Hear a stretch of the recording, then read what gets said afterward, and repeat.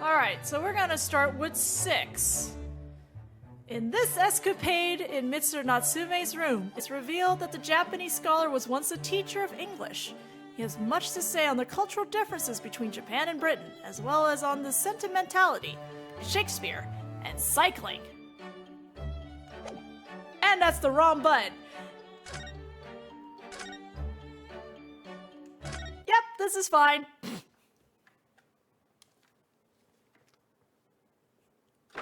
The 23rd of February, 6:09 p.m., Mr. Natsume's room.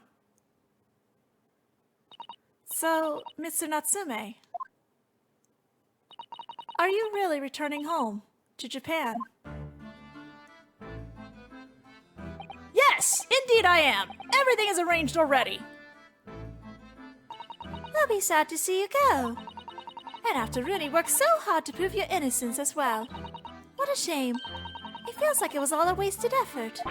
Don't say that! I know what you're suggesting! Now calm down, Mr. Natsume. It's all fine, really. You are in good company here, sir. If you fear the Reaper, you needn't hide the fact. I am sad about the Asinine Attorney episodes. I am a proud citizen of the Empire of Japan. I'm not a scaredy cat! Talking of cats, Mr. Sholmes just casually threw one among the pigeons there. That is a turn of a phrase. That's a British turn of the phrase, and I don't know what it means. A man like me belongs in Japan, not here. That's what I've come to realize. I wonder. A mustache such as yours is eminently suited to London, I would say. There goes Mr. Sholmes, throwing another cat in. The moment I arrived in the city, I noticed everyone in London laughs at me behind my back, like hyenas. Hysterical, hyenas, ha-haing horribly. I'm sure that's not true, Mr. Natsume. Oh, but it is! Whenever I turn around and peer down the fog-filled streets, all I see is foreigners everywhere. Well, there's you, Bruno, and Susie in here, so that's 3 foreigners out of 5 people. I take your point. Only the other day, I was taking a stroll through the fog as usual, when a young man approached me from behind. He was pale and gaunt, his back arched like a cat. Observing his wretchedness moved me so deeply. I thought to myself, I'm not the only one suffering in this hell. But, do you know what? Can you imagine? It was just my own reflection in a shop window. Oh. A stunning, stinging, stupefying surprise! Don't forget, slap in the face. Everyone started laughing at me. Gentlemen thereabouts, ladies passing by, even the man in the shop window. Ah, yes, and a certain great detective would like to be included among the mirthful. Ah! Mr. Sholmes is really going for Soseki-san today. Well, I, for one, think you're a very handsome man, Mr. Natsume. There, did you hear that? This 10-year-old girl thinks you're handsome. Isn't that wonderful? That makes me feel suspiciously warm inside. He looks generally delighted. The point is, we Japanese are humble and modest. Studying on foreign soil, surrounded by foreign people. How could anyone possibly enjoy that? No one could. It's impossible. If you're genuine Japanese. If you say so. Actually, it would appear that there is someone. A Japanese man who studied in a foreign country and seems to have thrived on the experience. There is?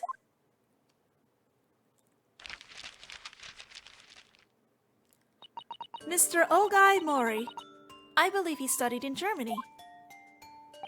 Mr. Mori, pray, tell us more of the fellow. I keep falling back to like the other voice I had for him. Well, today he was a very successful author in Japan. Oh, I've heard of him. He's the professor who wrote My Hime, isn't he? My Hime? I suppose in English the title would be Dancing Queen. Maybe? Oh, I see. A tale of a woman who waltzed her way through the world, perhaps. You really needn't make up a silly translation, you know. It's already officially called the dancing girl in English. It seems Mr. Mori greatly enjoyed his time in Germany. He became close with a local lady while he was there. Close, you say? With a local lady? A compatriot's criminally contradictory conduct! Well, I suppose your experience of studying abroad depends to a large extent on your character. As they say, many minds! Mr. Mori has an open mind, Mr. Natsume a closed one. Possibly a slightly black and white view, do you think, Mr. Sholmes? Well, anyway, if that's how you feel about being abroad, why did you choose to study here? Wasn't it to further our nation's understanding of the English language or something? Yes, that's right! So, what were you doing in Japan before you came to Great Britain, then? I was a school teacher! Of English, of course!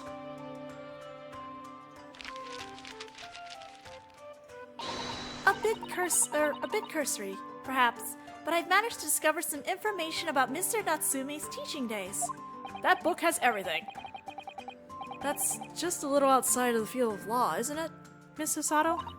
Well, let me pose you a question, Mr. Naruto.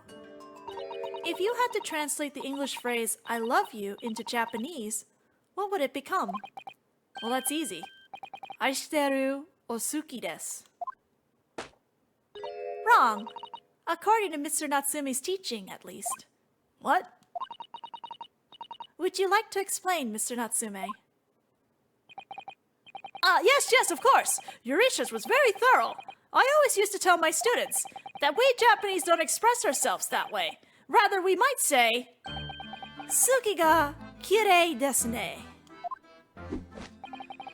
My dear Mr. Natsume, I must interject. Suki ga kirei desu ne would translate as, the moon is beautiful, isn't it? I know that! The point is that we Japanese are reticent when it comes to expressing our emotions. We prefer to show our feelings of adoration, our suki, by appreciating the beauty of the moon, the suki. Using suki to express suki. An amusing play on words, I see. No, or in language you might answer better, bad, Sholmes! It's not a play on words. It's subtle, it's humble, it's fleeting, and beautiful. It's art. Holy crap, This particular episode was very interesting to read out from my translator's translation because it was so deep into like the language of the Japanese that there were some things that were just awkwardly translated. So this is actually one of the episodes I'm really curious to see how it plays out, and so far it's very similar to what I read originally, so.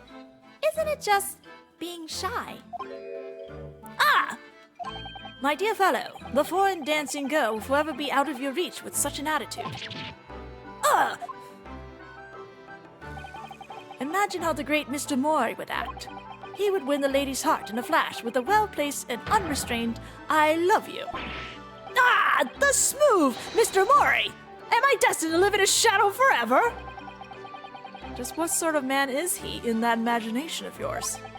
The fact is, I just can't settle in this foggy London town with all its foreign inhabitants. I've lost count of the number of different lodgings I tried before I found myself here. As it happens, I even lived on Baker Street at one time. No, really? A Sao scholar lives near there, a man by the name of William James Craig. His knowledge of Sao is unsurpassed. He's been a great inspiration to me over the... Forgive the interruption, but am I supposed to be familiar with this Sao of which you speak? Okay, so this was it. The William Shakespeare Japanese word Sao was the thing that my translator did not. We did not translate it like this. She did not translate that. That was probably the biggest struggle we had there. Was the fact that we didn't really. I couldn't quite figure out what we were trying to say there, basically. When I had the translation. It's Shakespeare, but of course, Shakespeare. But in Japanese, we write it as sa and o. It's a phonetic expression using kanji characters. So, England is Igirisu, and America is America. Come to think of it, we use the same characters as ri in one word, and risu in another. Talk about confusing. So Shakespeare is sao in Japanese. Presumably the sa is a brutal attempt at the first sha, in which case, where is the Shakespeare? I never thought of that. We only have this O left. Which could, even in the most cheerful interpretation, only be a brutal attempt at old man. It seems to me that whoever had the job of deciding on the characters for his name got bored very early on. It's a little unfortunate. Complete kanji character catastrophe! Kind of a shame that they're not showing the kanjis themselves, but the dialogue would flow a little bit better if you can actually see the kanji that form sao. So then, on to the burning question. What about me? How do you write my name? Sorry? Herlock Sholmes, my dear fellow. There must be a Japanese characters for my name. Oh dear, I'm sorry, Mr. Sholmes, but none exist that I'm aware of. What? Am I really nothing to you Japanese? In that case, it is a matter of paramount importance. You must construct my name in kanji at once. Oh, well, we could use a kanji that's pronounced so to start with, and then use one more to give soul, perhaps. I think that would be about right, Mr. Sholmes. Soul. But that's almost the same as Sao, isn't it? Yes, you employed the dreaded O. I don't want people to confuse me with an old man who died centuries ago. If you're gonna ask me to write the kanji that they're trying to explain in this episode, I can't help you there, because they're very complicated. I'm sure the world's greatest literary figure would rather not be confused with you either. Well, the world's greatest detective is still youthful and full of vigor. So how about so handsome? That's not a word. Oh yes, that sounds wonderful. I'm sure everyone will be calling you that 100 years from now. Oh, I just realized what they did with that joke. So handsome. I just got what they were trying to do there. God, the localization. How can she say that with a straight face? What about me then, Iris? Perhaps Aihime? Since the second character doesn't seem to matter. Aihime? Oh yes, Princess of Love. That's an adorable name for you, Iris. Technically, Iris is already... Stop, please! With a name like that, Mr. Mori is likely to turn up at any moment and rashly declare, I love you! This Mori-san has become quite a character in Soseki-san's mind. And you, Mr. Naruhodo? Might I venture Kurobozu as a fitting name for you, as in the Dark Monk. Yeah, I was like, what? Dark what? Oh, that's very good! It describes you perfectly, Runo. So you think I'll be wearing this black varsity uniform for the rest of my days, do you? But Mr. Naruhodo already has a Japanese name. I don't believe he needs another. Well, anyway... We were talking about your life here in London, weren't we, Mr. Natsume? You should just get out and have fun. The landlady has said as much to me too. Mrs. Garrett? But it wasn't fun at all. It was frightful. Whatever do you mean? A psycho incident. An incident? On a bicycle? Oh yes, come to think of it.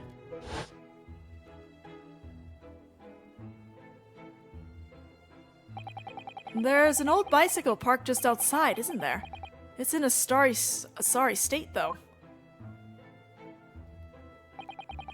I tried to say no to her, but she insisted I took it for a ride. Perhaps my pronunciation was wrong. So I took my life in my hands and attempted to ride the steel spiderweb stallion to a nearby park. I really don't think there's anything wrong with your pronunciation, Mr. Natsume. Joan Garrett just isn't the kind of woman to take no for an answer.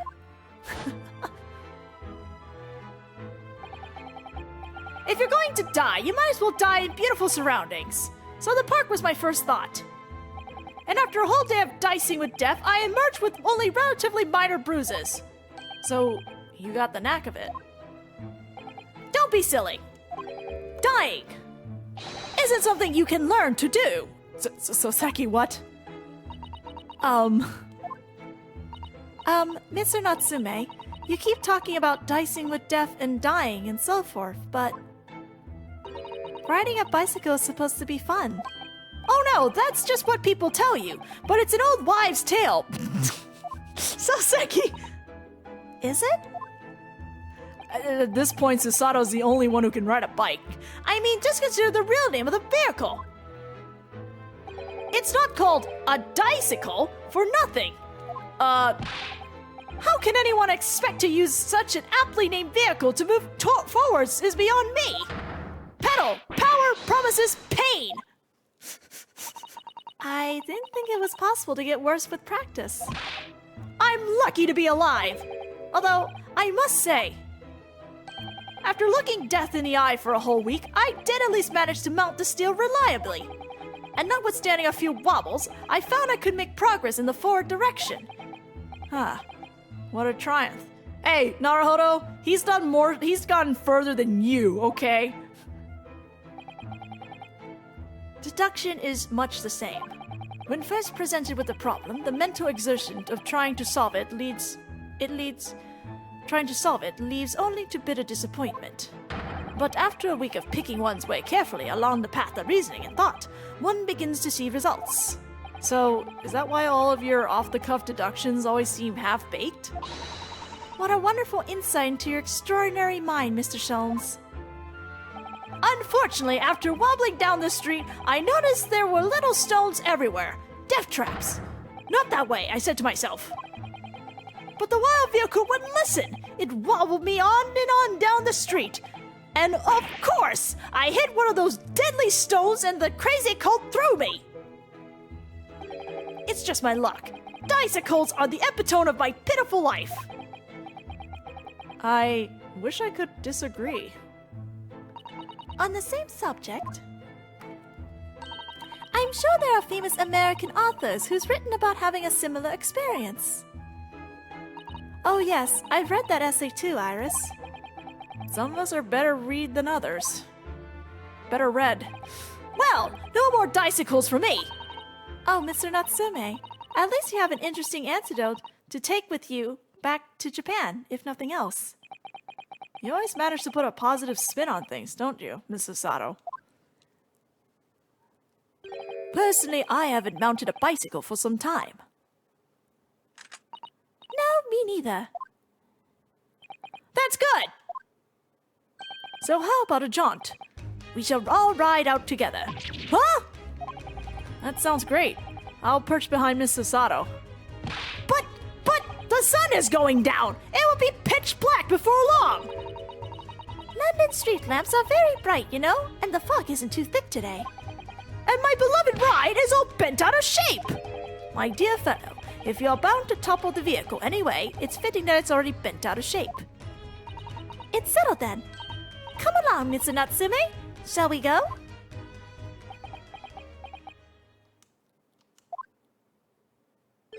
Suki ga kirei desu ne. Don't tell me that's his translation of no thank you as well. Indeed, Mr. Natsume, the moon is at its most beautiful at precisely this time in the evening. Oh! We're not Japanese. You can't beat around the bush with us. What a weird and wonderful world! Bless! I think that it was translated the best that it could, and it came out pretty well. I liked it. Good times. Poor Soseki, though. Leave Soseki alone.